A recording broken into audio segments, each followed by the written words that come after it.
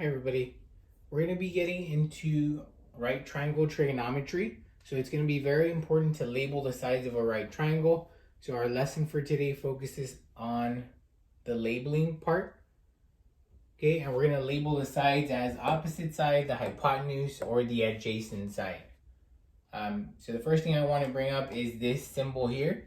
This is a Greek letter called theta. Okay, and we usually use it to distinguish an angle. Okay, so we're going to be seeing it quite often in the next few weeks. Okay, so the first thing we want to do is identify the angle that we're going to be focusing on, which is theta for all of these. Okay, and then I like to start with the opposite side. So the opposite side is always going to be across from theta. So if I draw a little arrow across from that angle theta, this tells me this is the opposite side. Okay, next I like to find the hypotenuse. The hypotenuse is always going to be across from the right angle, which has a little square on it. So if I draw an arrow directly away from that angle, that tells me that this side is the hypotenuse. And that leaves our third side to be the adjacent side. Okay, and we've labeled this triangle. Now, we don't want to get into the mindset that these are in set places.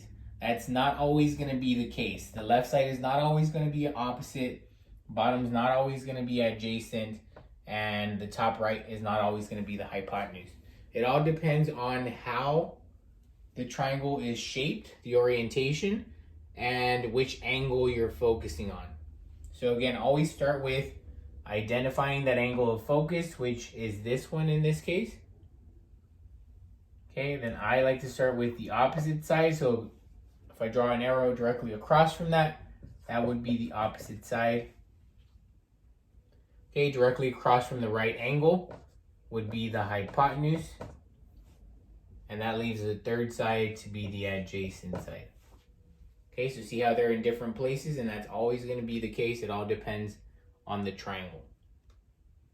Okay, so for number 3, we're going to identify our angle of focus. Directly across from that is the opposite side. Directly across from the little square, the 90 degrees, is the hypotenuse. And that leaves our last side to be the adjacent. Okay, one last one. Identify the angle. Directly across from that angle is the opposite side. Directly across from the 90 degrees is the hypotenuse. And that leaves the third one to be the adjacent side. Okay, so again, notice that they're all in different places. So we need to be flexible. We need to identify the angle first. Okay, and then use that to help us find the opposite, hypotenuse, and the adjacent side.